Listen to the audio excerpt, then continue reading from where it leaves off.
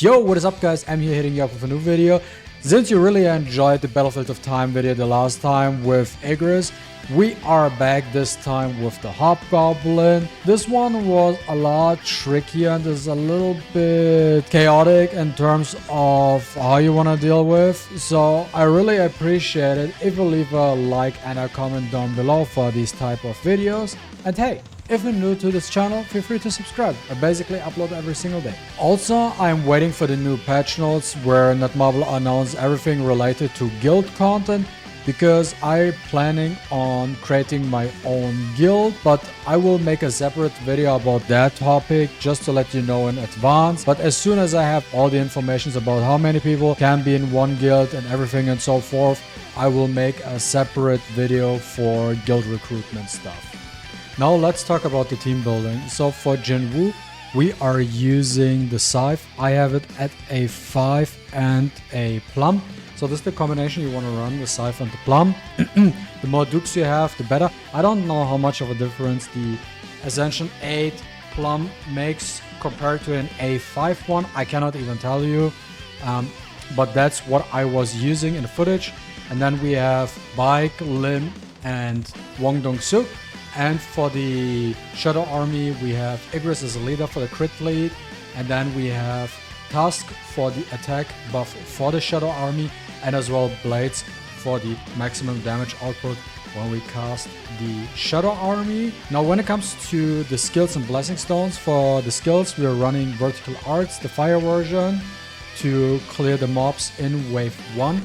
As you can see, the blue version is good enough. That's what I was using. And as well, we're going to use Ammo Break, the Vacuum Wave, because this one provides us a 10% additional damage taken effect. Now, when it comes for the Blessing Stones, we're going to use the Double-Edged Sword for additional attack. We're going to use Pulverize. Funny enough, I cannot even tell you guys if the golden version does anything. I feel like it doesn't make any sort of difference, at least not for Battlefield of Time. That's at least my assumption. Then we're going to use the weakness detection because we are using the Shadow Scythe and the Plum, so it makes sense. And last but not least, we are using the Bloodlust. I tried to play around with Mana Rampage. The problem with Mana Rampage though was that in the situation, in certain situation, I just didn't have enough mana.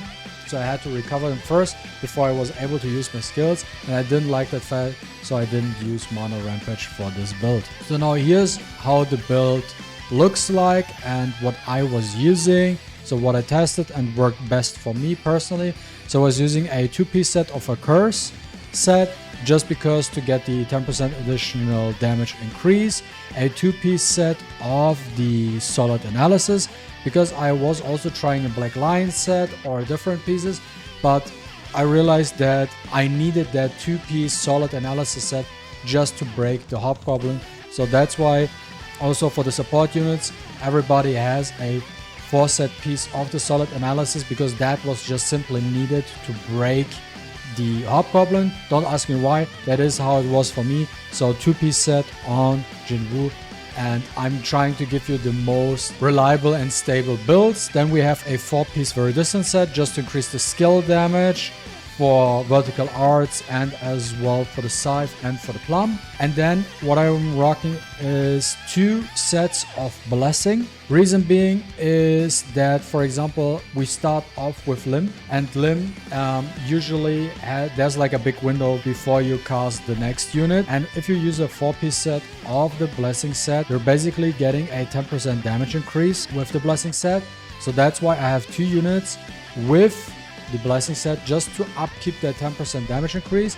And then on the last unit we have a 4-set piece of the Aqua set, because that one lasts for a longer period of time. So instead of 10 seconds, this one lasts for 15 seconds, and that's why we are using that combination. Now that I showed you what kind of runes I'm using, how to do the builds, let's jump back into the run and analyze what we need to do to get the fastest time possible. So as soon as you start with the Battlefield of Time, you wanna dash twice to get to this spot as fast as you can.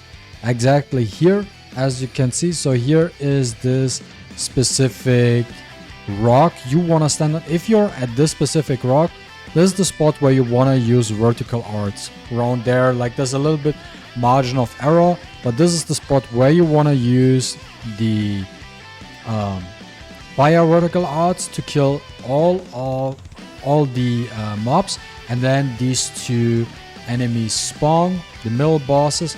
You wait there, you stand in the corner till the second one comes close, and then you cast your full bloom with your plum.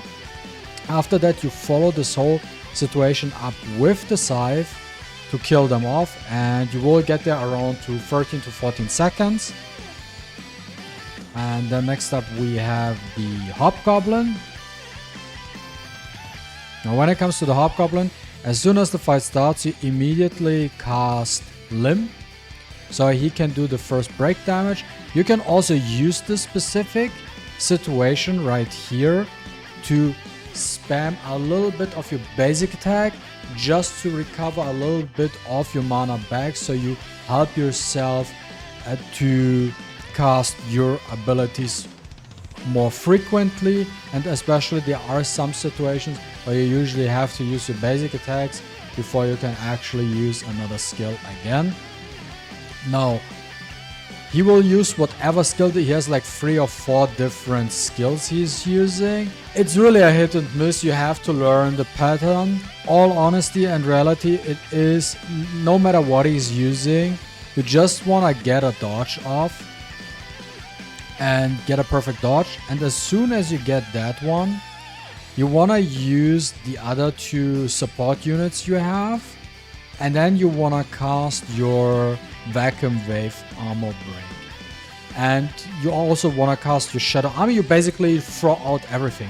Basically just throw out everything you possibly can. Now if you time it correctly, you will now break the Hobgoblin, while at the same time your Shadow Army is now ready to attack. So they didn't attack before, they don't need more, there's no waiting time left, but it's like the perfect time for your Shadow Army to start attacking. Then the next thing you're going to do in this situation is, as soon as your plum is ready, you're going to cast plum again to also get more stacks of the full bloom. Use that, get the damage down. The ideal situation that happens is that you, with the plum, also it really depends on your dukes, I guess, maybe, I'm not 100% sure. If you can get a lot of crits with your Shadow Army and with your plum, the Hobgoblin will be around 52 bars, because sometimes it's like between 50 to 70, depends on how many crits you get. But if you get a lot of crits around the 50 bar mark, that's where you want to have that. That's really the sweet spot. And then you want to dash into him once and use the scythe, so you benefit from the plum buff. And now we got him down to like 19 bars or 15 bars. And here is where you just, this is where it's a little bit chaotic when it comes to the Hobgoblin in general, because in that situation you basically used your skills now. So what you're going to do is you just spam with the scythe the basic attacks, and then he casts also his bomb. You will just ignore it and use your Vacuum Wave again to just land the debuff, the damage taken 10% or 7% if you're using the blue version again.